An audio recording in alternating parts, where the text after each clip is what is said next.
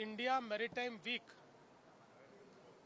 या सागरी व्यापार क्षेत्रातील एक अत्यंत महत्त्वाच्या कार्यक्रमामध्ये महाराष्ट्राने आज होस्ट स्टेट म्हणून या ठिकाणी आपली भूमिका निभावली आणि त्याचसोबत आज आमच्या पोर्ट्स विभागाने या ठिकाणी जवळपास 15 MOU या सागरी व्यापाराच्या क्षेत्रामध्ये मॅरीटाईमच्या क्षेत्रामध्ये केलेले आहेत। याच्यामध्ये दिघी आणि जयगड बंदराचा विकास आणि विस्तार याचे MOUs आहेत।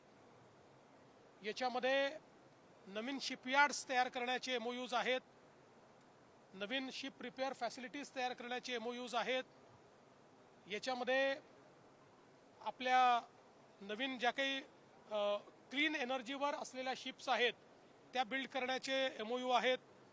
याच्यामध्ये आपल्याकडे वॉटर ट्रान्सपोर्ट सुरू करण्याच्या संदर्भातले MOUs आहेत आणि त्यासोबत काही स्ट्रॅटेजिक MOUs देखील आम्ही केले आहेत IIT सोबत आणि काही आंतरराष्ट्रीय संस्थांसोबत की ज्यातनं ही जी सगळी मॅरीटाईम इकोसिस्टीम आहे त्याचं डिजिटायझेशन असेल, डिजिटलायझेशन असेल, त्याच्यामध्ये नवीन ह्युमन रिसोर्स तयार करायचा असेल, सेंटर ऑफ एक्सलन्स तयार करायचं असेल, एकूणच आपल्या या सगळ्या मॅरीटाईम क्षेत्रामध्ये महाराष्ट्राने एक नवीन मोठं पाऊल आज या MOUs मध्ये टाकलेलं आहे। जवळपास 56,000 कोटी रुपयाचे MOUs हे आज आपण साईन केलेले आहेत आणि सगळ्या अतिशय जगातल्या नावाजलेल्या संस्थांसोबत हे MOUs झालेले आहेत। त्यामुळे मला विश्वास आहे की निश्चितपणे हे MOUs जे आहेत हे त्या ठिकाणी चांगल्या प्रकारे आपण कार्यान्वित करू शकू। विशेषतः आपलं जे पोर्ट्स डिपार्टमेंट आहे, आमचे मंत्री नितेश राणे असतील, त्यांचे सर्व अधिकारी असतील, यांनी अतिशय मेहनत ह्या मॅरीटाईम समिट करता केली आहे आणि एक अतिशय चांगला रिस्पॉन्स आपल्याला त्याच्यामध्ये मिळतोय।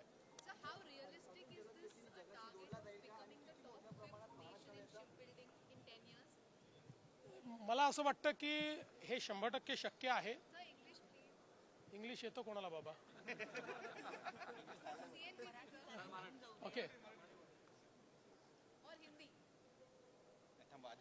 अच्छा मराठी उद्या मग तुमच्या याच्यावर येतो। चला, काही आहे तुमचं अजून? वाढवण बंदराचा विकास हा एक महत्त्वाचा मुद्दा आजच्या सकाळच्या सुद्धा कार्यक्रमामध्ये दिसून आलाय। महाराष्ट्राच्या प्रगतीत या बंदराचं किती मोठं योगदान असणार आहे आणि त्यात काय काय नवीन गोष्टी घडतात? वाढवण बंदर हे भारताला एक मॅरीटाईम पॉवर बनवणार आहे, कारण जगातल्या पहिल्या 10 मोठ्या बंदरांमध्ये या वाढवण बंदराचा समावेश होणार आहे आणि आज आपण ग्लोबल लॉजिस्टिक्समध्ये, ग्लोबल सप्लाय चेनमध्ये एक महत्त्वाचे प्लेयर म्हणून वाढवण बंदरामुळे एस्टॅब्लिश होणार आहोत। जगाच्या इतिहासामध्ये सगळ्या प्रगत देशांची प्रगती ही पोर्ट लेड डेव्हलपमेंटनी झालेली आहे। बंदरांच्या विकासातनं जी अर्थव्यवस्था तयार झाली आणि आपण जर मुंबईचा विचार केला तर मुंबई पोर्ट आणि JNPT पोर्टने गेले 30 वर्ष मुंबईला देशाची आर्थिक राजधानी म्हणून एस्टॅब्लिश केलं आहे। आता याच्यापेक्षाही 3 पट मोठा हे वाढवण बंदर झाल्यानंतर त्या ठिकाणी जो इंडस्ट्रियल एरिया तयार होणार आहे, न्यू एज इंडस्ट्री येणार आहे, ज्या टेक्नॉलॉजीज येणार आहेत आणि जी आपली कार्गो हँडलिंगची क्षमता आहे त्याच्यामुळे एक मोठं परिवर्तन होईल। आणि आपण सगळ्यात महत्त्वाचं आहे की फ्रॉम डे 1 आपण वाढवण बंदर जे आहे हे एक 100 किलोमीटरचा एक्सप्रेसवे तयार करून समृद्धी एक्सप्रेसवेला तो जोडतोय। त्यामुळे हे पोर्टलेट डेव्हलपमेंट वाढवणचं हे संपूर्ण महाराष्ट्राला त्या ठिकाणी त्याचा फायदा होणार आहे आणि म्हणून मला असं वाटतं की पुढच्या काळामध्ये पुढचे 50 वर्ष महाराष्ट्राचा विकास आणि पुढचे 50 वर्ष देशाचा मॅरीटाईम विकास हा या वाढवण बंदराने होणार आहे। भाजप कुबड्या घेऊन चालत नाही तर स्वतःच्या पायात अमित शहाने मोठं भाषण केलं आज। 100% खरं आहे, त्यात काय चूक आहे? वाईट काय? ठाकरेंनी टीका केली ठाकरेंच्या पक्षाने की कुबड्या घेऊनच तुम्ही सत्तेमध्ये आलाय। त्यांना कुबड्यांचा अर्थ कळत नाही। त्यांना जर अर्थ कळला असता तर त्यांची अशी अवस्था झाली नसती। मित्र म्हणजे कुबड्या नसतात. सर महिला डॉक्टर आत्महत्या प्रकरणामध्ये हाँ? के लिए काफी कर है तो डिप्टी सीएम रहने के पहले भी उस फेज में जब आप मिनिस्टेरियल पोस्ट पे नहीं थे उस वक्त आप कैसे हेल्प कर रहे थे वार्ड नहीं, ऐसा नहीं है. उनके कहने का मतलब ये था कि जिस समय मैं पहली बार चीफ मिनिस्टर बना था उस समय एक्चुअली ये जो वाढ़वण का पोर्ट है ये 1992 में सुप्रीम कोर्ट के एक आदेश से शल्व हो चुका था, समाप्त हो चुका था और उसको बंद कर दिया गया था. जब मैं चीफ मिनिस्टर बना 2014 में तब उसका मैंने अध्ययन किया और मेरे ध्यान में आया कि इसका जो राइट ऑफ वे है ये डहाणू नेचुरल एरिया से जाता है, इसलिए इसको एनवायरमेंटली कभी परमिशन नहीं मिल सकती. तो मैंने एक टीम तैयार की और हमने एक नया राइट ऑफ वे उसके लिए ढूंढा. उस राइट ऑफ वे को लेकर हम लोगों ने पहले उसकी मंजूरी ली. उसके बाद हमने भारत सरकार के साथ समझौता करके एक जॉइंट वेंचर कंपनी भारत सरकार के साथ तैयार की. उस कंपनी के माध्यम से सुप्रीम कोर्ट तक हम गए. सुप्रीम कोर्ट ने कमेटी अपॉइंट की जिस कमेटी ने उसको एनवायरमेंटली सस्टेनेबल करके मान्यता दी और अब वाढ़वण पोर्ट का काम शुरू हुआ है. तो इसलिए जो संजय सेठी जी कह रहे थे कि ये जो बंद पड़ा हुआ था और लोग कहते थे कि वाढ़वण कभी हो नहीं सकता, उसको वापस शुरू करने का काम और उसको पटरी पर लाने का काम हमने किया. महिला डॉक्टर आत्महत्या प्रकरणामध्ये जो रिपोर्ट आहे तो सुद्धा बदलण्यात आल्याचा आरोप केला जातो आहे. असं आहे, काहीही आरोप या ठिकाणी केले जात आहेत आणि ज्याला काही माहिती नाही असेही लोक आरोप करतायत.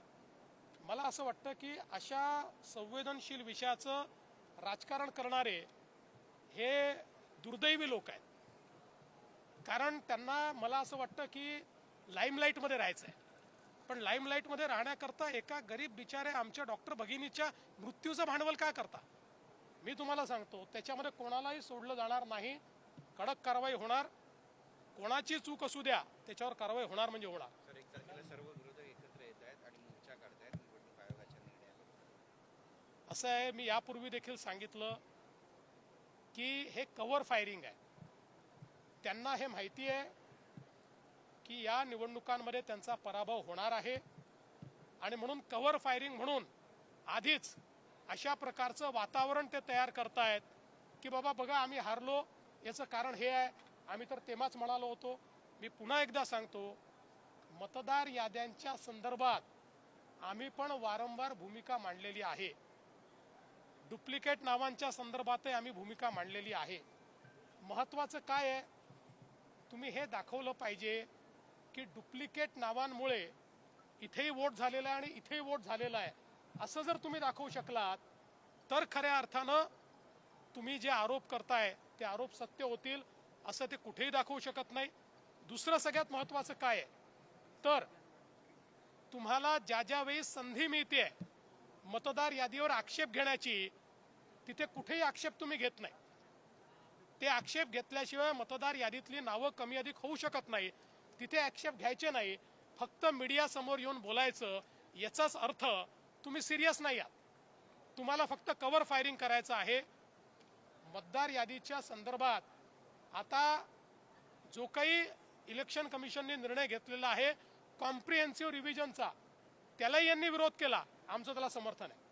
एकीकडे दंगेकर आणि मुरलीधर मोहोळचा वाद सुरू आहे. तुम्ही काय भूमिका घेणार? तुमचं काय म्हणणं आहे? काही भूमिका घेण्याचं कारण नाही आहे. अनेक लोक निवडणुका जवळ आल्या की प्रसिद्धी करता वेगवेगळ्या गोष्टी करत असतात. हा मुद्दा अतिशय स्पष्ट एका बिल्डरमध्ये आणि आमच्या जैन समाजामधला आहे. त्यात जी भूमिका घ्यायची ती आम्ही घेतली आहे. जैन समाजाच्या भावना समजून त्याच्यामध्ये जैन समाजाच्या मनाप्रमाणेच होईल अशा प्रकारे आम्ही त्या ठिकाणी प्रयत्न करतो आहोत. विनाकारण मुरलीधर मोहोळांचं नाव त्याच्यामध्ये ओढून या ठिकाणी जे काही करण्याचा प्रयत्न चाललेला आहे, पुण्याची जनता सुज्ञ आहे, त्यामुळे त्यांना ते सगळं समजतं. No, I think it is absolutely possible because all of us know that the way this entire maritime business has expanded in our country after our Honorable Prime Minister Shri Narendra Modi ji has taken over and his Maritime Vision 2030 and Amrutkal Maritime Vision envisages huge investments and strides in the space of maritime business. So I am very hopeful that it is possible. And from Maharashtra's standpoint, I would say that we want to make Maharashtra a destination for shipbuilding. We will be the first to accomplish the dream of our Honorable Prime Minister.